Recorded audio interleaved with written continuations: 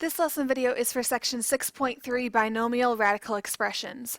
Our objective is that we can use addition, subtraction, multiplication, and division to combine radical expressions. So first let's begin by talking about what like radicals are. Like radicals are radical expressions that have the same index and the same radicand. So I would like to remind you that the index is the little number in the top left-hand corner of the radical, and the radicand is the expression underneath the radical. So in order to combine radicals, they must have the same index and the same radicand. So let's take a look at the examples in the middle of this page, and let's focus on the left side for a moment. So like radicals with numbers. Take a look at the index of each of these radicals. Remember, if there's no index listed, we assume that is a square root, so that means there is an invisible 2 for the index for each of those. So we have 1 times the square root of 2 plus 3 times the square root of 2, and that is equal to 4 times the square root of 2 because we are just adding the coefficients. 1 plus 3 is 4. And the reason why we could do that is because we have the same index and we also have the same number under the radical. It's 2 in each case. Take a look at the one right below. Very similar, except this time it's subtraction. So we do have the same index, which is 3 in this case, and we have the same radicand, which is 7. So we're just subtracting the coefficients. 1 minus 5 is negative 4, and then we bring over the cube root of 7. Now focus your attention on the right side, so the like radicals with variables. The same ideas apply. So you can see that we have the square root of 5xy for both of those. So we do have the same index, the same radicand, so that means we can add the numbers in front. So 1 plus 8 is 9, and then you bring over the square root of 5xy. Look right below, we have the cube root of 9x squared y for both of those radicals. So that means we can just do 1 minus 8, and that's negative 7, and then bring over the cube root of 9x squared y. So those are a few basic examples of how to combine like radicals. The take note box in the bottom generalizes this property of combining radical expressions using sums and differences. So we are essentially using the distributive property to add or subtract like radicals. So again, you have to have the same index and the same radicand in order to combine. So once we know that we do have the same index and the same radicand, we can just factor out that radical expression, and then we just have the coefficients. So we add a plus b and then keep the radical the same. Similarly, for subtraction, we factor out the radical expression, so we just combine the coefficients by subtraction, this time a minus b, and then keep the radical expression. In example 1, we are asked to find the simplified form of each expression using addition or subtraction. So first thing we want to do is make sure that we have like radicals. I notice that we have square roots for both of these for part A, and we also have 5x underneath both of the radicals. That means we have the same index and the same radicand, so we can combine. So what I'm going to do is I'm going to factor out the square root of 5x, and then I'm going to have in parentheses 3 minus 2. We know that's equal to 1, so we essentially have 1 in front of square root of 5x, and we know that when we multiply by 1, we just get the other expression, so that means our simplified form is square root of 5x. In part B, we are given 6x squared times the square root of 7 plus 4x times the square root of 5. Well, I'm noticing that we do have the same index, they're both square roots, but unfortunately we do not have the same expression under the radical, so that means the radicands are different, and therefore we cannot combine these expressions. In part B, we're given 12 times the cube root of 7xy minus 8 times the fifth root of 7xy. These terms have the same radicand, 7xy is under both radicals, but they do not have the same index. The first term has an index of 3, the second term has an index of 5, therefore they're not equal to each other, and that prevents us from combining these expressions. In example 2, we're going to be using radical expressions to find the perimeter of the window of this stained glass window design. So it says, in the stained glass window design, the side of each small square is 5 inches. Find the perimeter of the window to the nearest tenth of an inch. So notice that the diagonal of these squares makes up the perimeter. So what we want to do is figure out the length of this diagonal. So as we know, a square has all equal sides. So in order to find the diagonal, I just need to use the Pythagorean theorem. And I know that 5 squared and 5 squared is equal to 50 when you add those. And when you take the square root,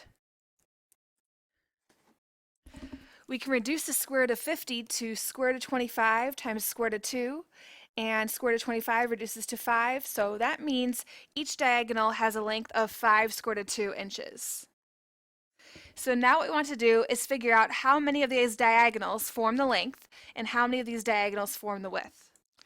The length of this window is formed by 2 diagonals, as you can see right here. So that means we just need to multiply the diagonal length by 2. When we do that, we just get 10 square root of 2. So we're just multiplying the coefficients. 2 times 5 is 10. For the width of the window, the width is formed by 3 diagonal lengths, so that means I want to multiply by 3. And when I do that, I get 15 square root of 2. So now that we know the length and the width dimensions, all we need to do is just double each of those, combine like terms, and then use the calculator to get the approximate perimeter of this window. As we know, the perimeter formula is 2 times the length plus 2 times the width. So now I'm going to take my length and plug it in. So 2 times 10 square root of 2 plus 2 times 15 square root of 2 for the width. From there, I can multiply the numbers in front. So 2 times 10 is 20, 20 square root of 2. And then 2 times 15 is 30, 30 square root of 2. And as we talked about earlier in this lesson video, we can combine these terms because they have the same index, which is an invisible 2. They're both square roots. And we also have the same radicand, which is 2 underneath the radical. So now adding those coefficients together, we have 20 plus 30 times the square root of 2. That is equal to 50 square root of 2. Now let's figure out the approximate value of 50 square root of 2. I find out that 50 times the square root of 2 is approximately 70.7. So 50 square root of 2 is approximately 70.7. So that means the perimeter of this stained glass window is about 70.7 inches. Sometimes when you are given the sum or difference of radical expressions, make sure you simplify each expression as much as possible so that we can find all of the like radicals and combine those. In example 3, we need to do just this. We need to simplify the expression, the square root of 12 plus the square root of 75 minus the square root of 3. At first glance, you may be thinking to yourself, well, maybe we just can't combine these, but actually we can. We just need to get the same number under the radical. So first thing I'm going to do is drop down the expression that we're given. And then we're going to be using our skills from previous lesson videos to reduce each of these radicals.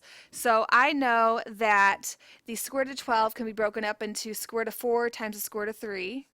Remember, you want to think of the biggest perfect square factor of the original expression underneath the radical. For the square root of 75, I can break that up into square root of 25 times the square root of 3, and then minus square root of 3. That part cannot be reduced because there's no perfect square factors of 3 besides 1 itself. From there, I know that square root of 4 is equal to 2, and the square root of 3 just drops. Square root of 25 is 5. Drop down the square root of 3 and drop down the last square root of 3, and if it helps for you to put a 1 in front, you can. So now you can see that we do have like radicals.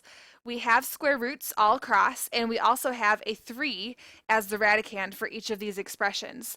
That means we can combine like terms. So now I'm going to use the distributive property, or actually we're just factoring, so I'm factoring out the square root of 3, and then the coefficients are 2 plus 5 minus 1. And when you add that together, you should get 6. So 6 square root of 3 is the simplified form of the original expression. Hopefully you remember the FOIL process from previous chapters. We're going to be using FOIL again to multiply binomials that have radical expressions. Remember, a binomial is a polynomial with 2 terms, and you can see in example 4 below that we are multiplying 2 binomials in each of these examples. So let's take a look at the FOIL process over on the right side. Remember, F stands for first terms, O stands for outer terms, I stands for inner terms, and L stands for last terms. So once you use the FOIL process, you will need to combine like terms and simplify. In part A, we're given 4 plus 2 square root of 2 times 5 plus 4 square root of 2. So when we are multiplying, we're going to multiply the numbers that are outside the radicals together and the numbers inside the radicals together. So we're not merging numbers outside and inside the radical. So let's start off by multiplying the first terms. 4 times 5 would be the product of the first terms. Now let's do the outer terms. 4 times 4 square root of 2. The inner terms, 5 times 2 square root of 2. And the last terms, 2 square root of 2 times 4 square root of 2. Now let's simplify. So 4 times 5 is 20. 4 times 4 is 16. The square root of 2 drops. We're not combining the 4's outside with the 2 inside. Similarly, 5 times 2 is 10. The square root of 2 drops. And then the last terms, we have 2 square root of 2 times 4 square root of 2. The 2 and the 4 on the outside of the radical can merge together, multiplying we get 8. And then when we multiply the square root of 2, the square root of 2, we get square root of 4. Now we can drop down the 20. The middle two terms are like terms because we have the same index, they're both square roots, and we have the same radicand, they both have 2 underneath, so that means we can add the numbers in front, the coefficients. When you add 16 and 10, you get 26, and the square root of 2 drops. When you're adding or subtracting like terms, the expression underneath the radical does not change, and hopefully you've realized that early in the lesson video. The last part, 8 square root of 4, well, the 8 can just drop. The square root of 4 is equal to 2, so that means we have 16 there. So 20 plus 26 square root of 2 plus 16. 20 and 16 are regular constants, so that means those are like terms. So let's merge those together by addition. So that means our product of the original two expressions being multiplied is 36 plus 26 square root of 2. Part B gives us the opportunity to practice these skills with a minus sign or subtraction symbol involved. So let's use the FOIL process again. So let's multiply the first terms, 3 times 5. The outer terms, 3 times square root of 7. The inner terms, make sure you use that minus sign. So we have minus square root of 7 times 5. That 5 is not under the radical.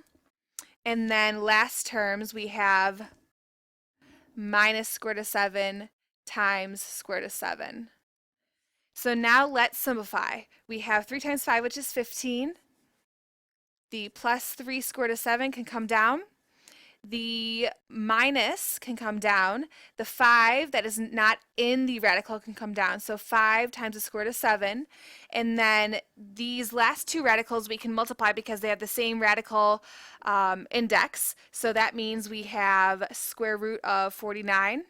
And that is equal to 7. So we have 15 plus, and then 7 minus 7 is at the end. The middle two terms can combine because we have the same index. They're both square roots and the same radicand. They both have 7 underneath. So that means we get 3 minus 5, which is equal to negative 2. So minus 2 square root of 7. The 15 and the negative 7 at the end can combine. 15 minus 7 is equal to 8. And the minus 2 square root of 7 can drop because there's nothing else to combine that with. So that would be the product of the original radical expression. I'd like to review a concept with you that we have learned in the past, specifically a little bit in Chapter 4 with imaginary numbers and in Chapter 5 with radicals. Conjugates are expressions that differ only in the signs of the second term. For example, we have square root of a plus square root of b and square root of a minus square root of b. So the only difference between those two was the sign in the middle, plus and minus. When a and b are rational numbers, the product of these two radical conjugates is a rational number, which means that the radicals cancel out. And you'll see this in example 5. So in example 5, we have the product of 5 minus square root of 7 and 5 plus square root of 7. So yes, they are conjugates because the only difference between those two binomials is the sign in the middle. We have a minus and a plus. So let's use the FOIL process to multiply these two binomials. So the first terms are 5 and 5. The outer terms are 5 and square root of 7, so 5 square root of 7. The inner terms are negative 7 square root of 7 times 5, and the last terms are negative square root of 7 times square root of 7. So now let's simplify. We have 25 in front, we have plus 5 square root of 7, and minus 5 square root of 7. Those two terms cancel out because they are opposites of each other, and then we get minus square root of 49, which is equal to 7. So that means we have 25 minus 7, and that is equal to 18. So you can see that when we multiply these conjugates, the radical expressions canceled out and we just ended up with a rational number, specifically 18 in this case. So far in this lesson, we've talked about addition, subtraction, and multiplication of radicals.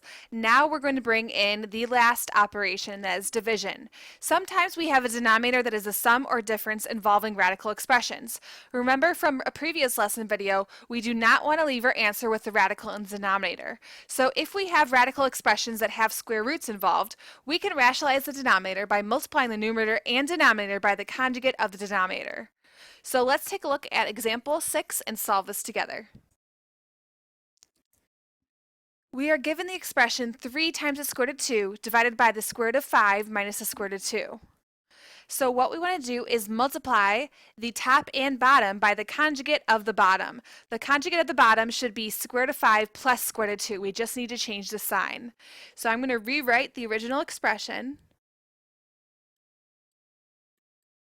And now I'm going to multiply the top and the bottom by the square root of 5 plus the square root of 2. Remember, this is okay because we are essentially just multiplying by 1. So we're not changing the actual value of the original expression. We're just changing the form of it. So now what we want to do is multiply. So on top, we really just need to distribute the expression 3 times the square root of 2 to each of the radicals inside. So when we're multiplying, we get 3 times the square root of 2 times the square root of 5 plus 3 times the square root of 2 times the square root of 2. And we'll combine those in a moment. On the bottom, you can see that we have the product of binomials, so that means we will be using the FOIL process again. When we're multiplying square root of 5 and square root of 5, we can write that as square root of 5 squared. And the middle is going to be actually canceling out because we're going to get plus square root of 10 and minus square root of 10. So we can write that for our first problem, but after that you really don't need to write the middle terms because they will cancel out. And then the last part you can write as minus square root of 2 squared. So now let's simplify this a little bit. So on the top we have 3 square root of 10 plus 3 square root of 4, which we can simplify a little bit more in a second. And then on the bottom we have square root of 5 squared. When we're squaring something that's square rooted, those two just cancel out because those are opposite operations. So we just get 5, and then the same thing happens with the square root of 2 when we're squaring it, so we just get the 2 to drop, and then the minus sign still down there. So now let's simplify a little bit further. We have 3 times the square root of 10 plus 3 times the square root of 4. Well, square root of 4 is just 2, so we really just have 3 times 2. And then we have 3 on the bottom. So let's see, we have 6. I'm going to put the non-radical expression first. 6 plus 3 square root of 10 divided by 3. Hopefully you're realizing that there is a common factor of 3 in all of the terms involved. So I'm going to factor out a 3. So when I do that, I get 2 plus square root of 10 inside the parentheses, and the 3 still on the bottom. So now you can see I have a 3 on top, 3 on bottom. 3 divided by 3 is just 1. So that means my simplified form of the original quotient is going to be 2 plus the square root of 10. And you can see that we do not have a denominator involved, which means we did take care of the radicals in the denominator. Here are our 6 lesson check problems for this lesson, so make sure you write them down, complete them, and let me know if you have any questions the next time we meet.